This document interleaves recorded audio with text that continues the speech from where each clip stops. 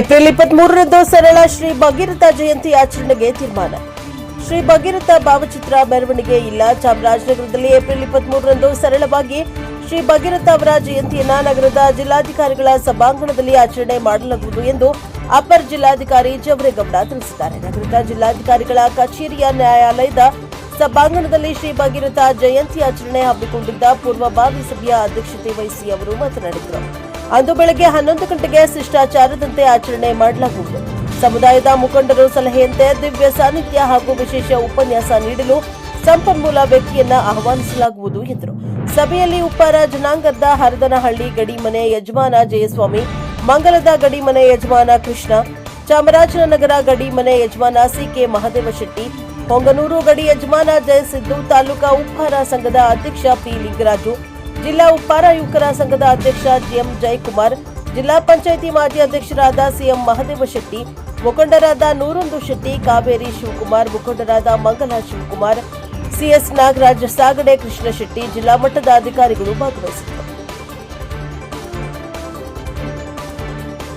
Bureau report Homma Nanjundanayaka, NPS report, Chamarajanagar.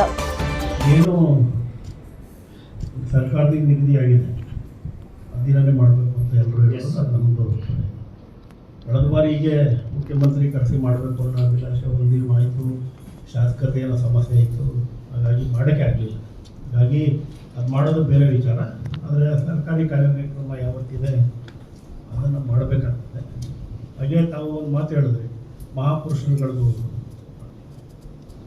ಎಲ್ಲರದ್ದು ಒಂದು ಒತ್ತಾಸೆ ಅಥವಾ ಬೇಡಿಕೆ ಏನಿದೆ ಅಂದರೆ ಇಲ್ಲಿ ಭಗೀರಥ ಪುತ್ಥಳಿ ಅನಾವರಣ ಆಗಬೇಕು ಆಡಳಿತ ಭವನದಲ್ಲಿ ಅಂತ. ಅದಕ್ಕೆ ಹಣ ಸ್ಯಾಂಕ್ಷನ್ ಆಗಿದೆ ಅಂತ ಸರ್ಕಾರದಿಂದ ಇದಾಗಿದೆ ಅಂತಕ್ಕಂಥದ್ದು ಅದೊಂದು ಮಾಹಿತಿ ದಯವಿಟ್ಟು ಕೊಟ್ಟರೆ. ಇಲ್ಲ ಸರ್, ಅದು ಈಗಾಗಲೇ ತಮಗೆಲ್ಲ ಗೊತ್ತಿದೆ, ಪೀಠ ಕೂಡ ಆಗಿದೆ. ಮಹರ್ಷಿ ವಾಲ್ಮೀಕಿಯವ್ರದ್ದು ಮತ್ತು ಭಗೀರಥ ಕನಕದಾಸರು ಮತ್ತು ಭಗೀರಥ ಇವ್ರದ್ದು ಮೂರ್ತಿಗಳು, ಮೂರೂ ಮೂರ್ತಿಗಳನ್ನ ಮೈಸೂರಿನಲ್ಲಿರ್ತಕ್ಕಂಥ ಒಬ್ಬರು ಪ್ರಸಿದ್ಧ ಕಲಾವಿದರು, ಏನು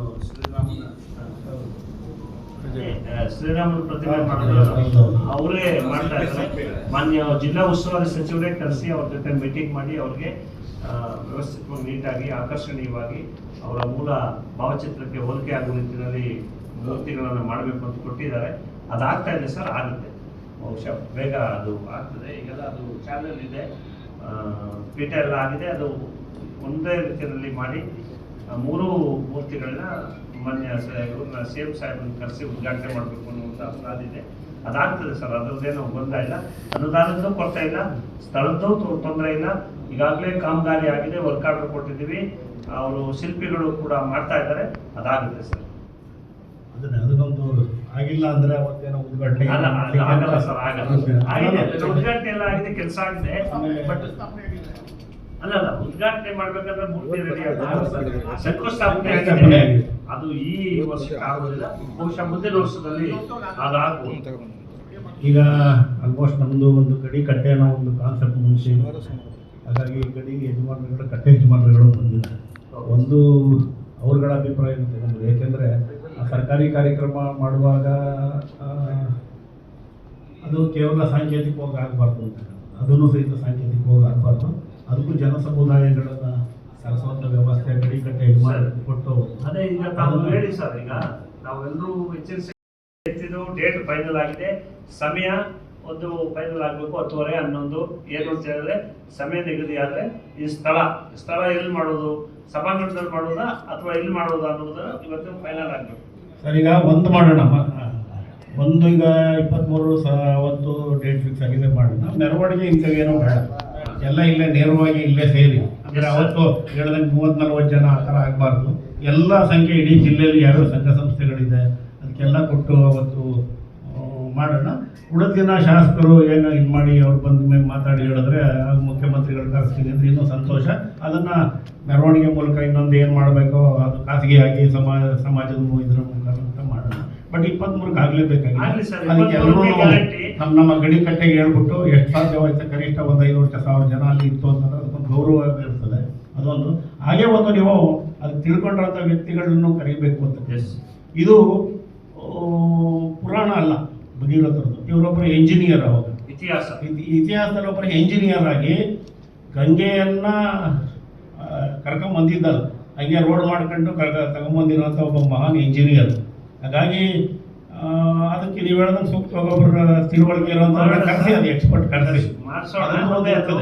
ಜನಗಳಿಗೂ ಗೊತ್ತಾಗಬೇಕು. ಮತ್ತೆ ನೀವು ರಾಜು ವೇದಿಕೆಯಲ್ಲಿ ಸೂಚನೆ ಬಂದಿದೆ, ಆ ದಿವಸನೇ ಮಾಡ್ತೀವಿ. ಇಲ್ಲಿ 10 ರಿಂದ 10:30 ಮಾಡೋಣ ಅನ್ಕೊಂಡಿದೀವಿ. ಅದಕ್ಕೆ ಪ್ಲೇಸ್ ತಾವು ಫೈನಲ್ ಮಾಡಬೇಕು. ಡೇಟ್ ಫೈನಲ್ ಆಯ್ತು. ಇಲ್ಲಿ ಇವರು ಇದ್ದಾರೆ, ಅವ್ರಿಗೆ ಕೇಳ್ಬಿಟ್ಟು ಎಷ್ಟು ಅದನ್ನು ಚರ್ಚೆ ಮಾಡ್ತೀವಿ. ಸ್ಥಳದ ಒಂದು ಸಮಯ ದಿನಾಂಕ ಫೈನಲ್ ಆಗಿದೆ ಸರ್. ಈಗ ಸಮಯ 23 ಫಿಕ್ಸ್ ಆಗಿದೆ. ಇದರಲ್ಲಿ ಇಲ್ಲಿ ರಂಗ ಮಂದಿರದಲ್ಲಿ ಮಾಡಿದ್ವಿ. ಅಲ್ಲಿಗೇನು ತುಂಬ ಒಂದು 500 ಜನ 1000 ಜನ ಆದರೂ ಸಾಕಾಗ್ತದೆ, ತುಂಬ ಬೇಕಾಗಲ್ಲ. ಕೆಲವು ಸಲ ಏನಾಗ್ತದೆ, ಅದೇ ಇರಲಿ. ಈಗ 100 ಅಂದ್ರೆ ಇನ್ನೊಂದಷ್ಟು ಜನ ತಿರುಗಾಡ್ತಿರ್ತಾರೆ, ಮೇಲೊಂದು 100-150 ಜನ ಕೊಡ್ಬೋದು, 500 ಜನ. ಆದ್ರೆ ಕೆಲವು ಸಲ ಏನಾಗುತ್ತೆ, ಬೇರೆ ಬೇರೆ ಸಣ್ಣ ಪುಟ್ಟ ಸಮಾಜಗಳು ಕೆಲವರು ಸಲ ಈ ತರ ಬರ್ತಾರೆ, ಮಾಡ್ಬೇಕು ಜೋರಾಗಿ ಅಂತ ಹೇಳ್ತಾರೆ. ಅಲ್ಲಿ ಹೋದಾಗ ಒಂದು 40 ಜನ 50 ಜನ ಇರಲ್ಲ. ಕೆಲವು ಸಂದರ್ಭ ಏನಾಗುತ್ತೆ, ನಾವು ಹೇಳೋದು ಬೇಸರ ಆಗುತ್ತೆ, ಈ ಪೂರ್ವಭಾವಿ ಸಭೆ ಬಂದ ಜನನೂ ಬರಲ್ಲ. ನಮ್ಮ ಬಂದಾರ